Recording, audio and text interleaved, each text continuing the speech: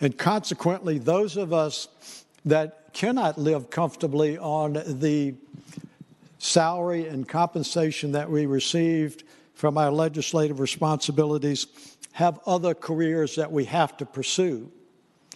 And it is almost impossible for any of us to sit through a legislative session and not have some piece of legislation come before us that does not in some way touch or incidentally come in contact with what we do professionally or what we do personally.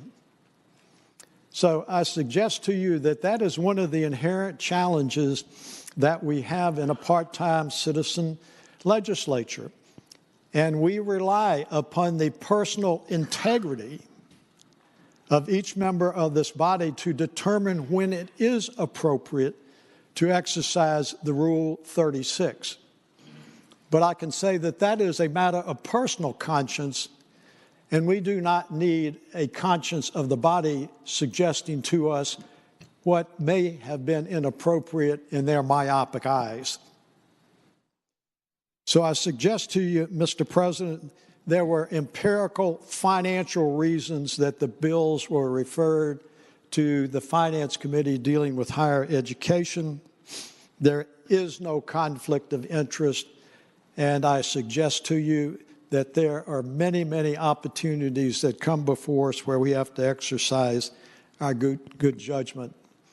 And I say with Mr. President, it was not with any degree of pride that I make these comments, but I have never done something like this in 26 years, but I've never had a shot taken at me like that in the media either. Thank you, Senator. The Senator from Fairfax City, Senator Petersen. Ladies and gentlemen, speak to the measure as a point of personal privilege. Ladies and gentlemen, I was the person that's being referred to in this speech. I noted that Senator Norment, the gentleman from James City County, has a position teaching at William & Mary University, or College of William & Mary. And I noted that fact that the bills were being sent to a subcommittee that he was chairing. So I'll take the blame. I'm the petulant child. But you know what? At the end of the day, I don't mind taking blame sometimes. You know, I came down here to represent the people in my district, and access to college, access to higher education, affordability, those are critical issues. And those issues didn't get a fair hearing. I'm sorry, but they didn't. You want to throw me under the bus, throw me under the bus. Because at the end of the day, it really doesn't matter.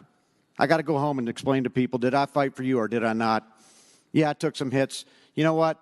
I apologize. I probably said something I should have. I lost my temper.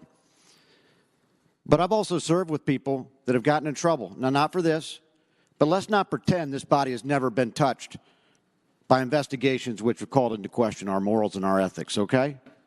Let's not pretend that everything is self-governance. At the end of the day, we have to answer for ourselves. I understand that, and I agree completely with the gentleman that we have to make a living. But I also know when you work for an employer and then you put yourself in a position of supervising that employer, that puts you in an inherently ticklish position. So I congratulate the gentleman for negotiating that. I don't know if I could. And I'll take the blame for using the words conflict of interest and speaking to the media. I'll take the blame. I'll take the hit. I don't apologize for representing my constituents. Not at all. I've tried to raise this issue. I don't feel like the issue had a fair hearing. I'll be back here next year. We'll try it again. And again, my apologies to the gentleman. Thank you, Senator. Is there any other business to come before the senior senator from Fairfax County, Senator Saslaw? Point of personal privilege. The senator has the floor. Let me just inform the senator from Fairfax City. Every one of us in here is here representing our constituents. You're not the only one. And quite frankly, I've never, in all the years I've been here, run into a situation like this.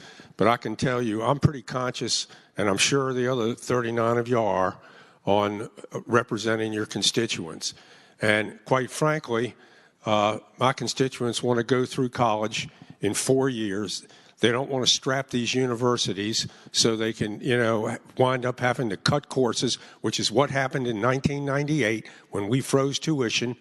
And they started cutting courses, and I got calls from my constituents saying, my kid's got to go 9 semesters. Where's my savings? Well, there wasn't any, all right? And the universities don't need us micromanaging them. And the senator from James City County knows this. And quite frankly, he's done a pretty darn good job of making sure that these universities are viable and functioning well. So I would just say to you or anyone else in here that no one senator has a lock or a monopoly on just representing their constituents. Thank you, Mr. President. Thank you, Senator. The clerk will please report